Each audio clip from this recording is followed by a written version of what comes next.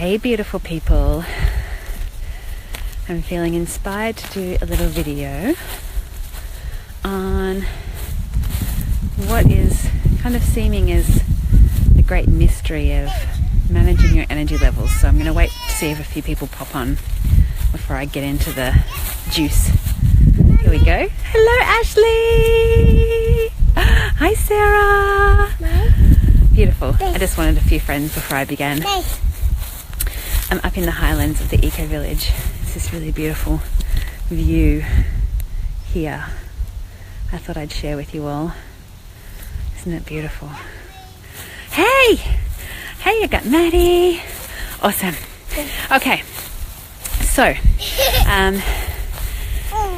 I've been mentoring a few people and seeing a thread of a similar theme coming through, where there's this concern about energy levels, and when we go into a state of perhaps creating a lot of energy and having a lot of output, there's this usual response of going, well, now I have to go and retreat, now I have to go and hibernate, now I have to go into nothingness to recuperate. And so there's a couple of things that are going on here. And the reason why I didn't just put it on in the group that I mentor, I decided to share it with everyone because I feel like it's a big topic. I'm currently managing mummying and sharing my thoughts. So the reality is that we are infinite beings, and if we are infinite beings, then would an infinite being have a concern of running out of energy and then needing to top up again? So when I first felt this and was introduced to this way of thinking, I immediately felt liberated that whenever I'm actually in alignment with what I truly love and desire in the world, then I'm given all the energy that I need. I'm given all the energy I require. But also when we're generating and creating and being the vehicle, the vessel of a lot of energy, we then create this momentum in flow.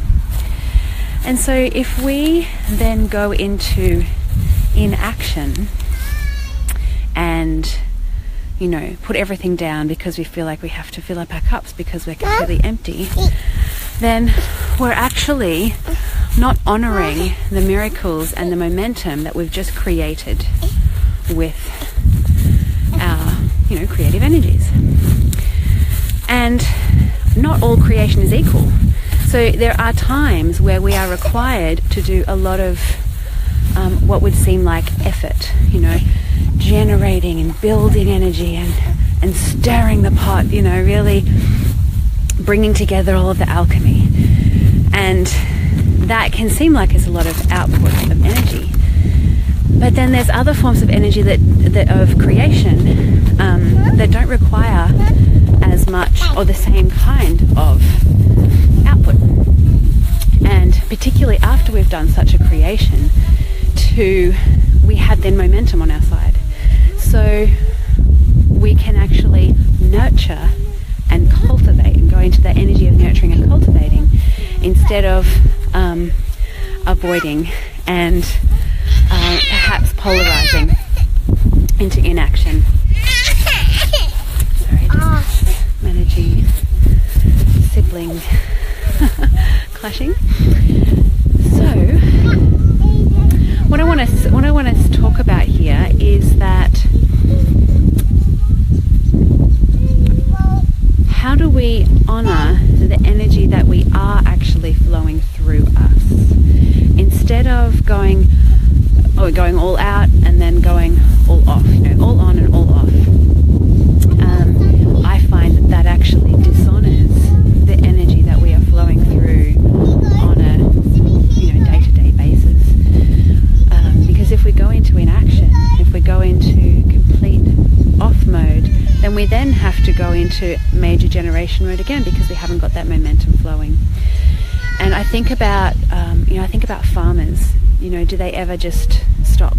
Do they ever just put everything down because, they need to, they need to fill up their energy? No, they just change the way in which they do things, and they also honor that the plants need more attention and energy at some times, and at other times it's time for harvest, and other times it's time to just water them and just nurture and cultivate their environment to maintain that that rich space for growth.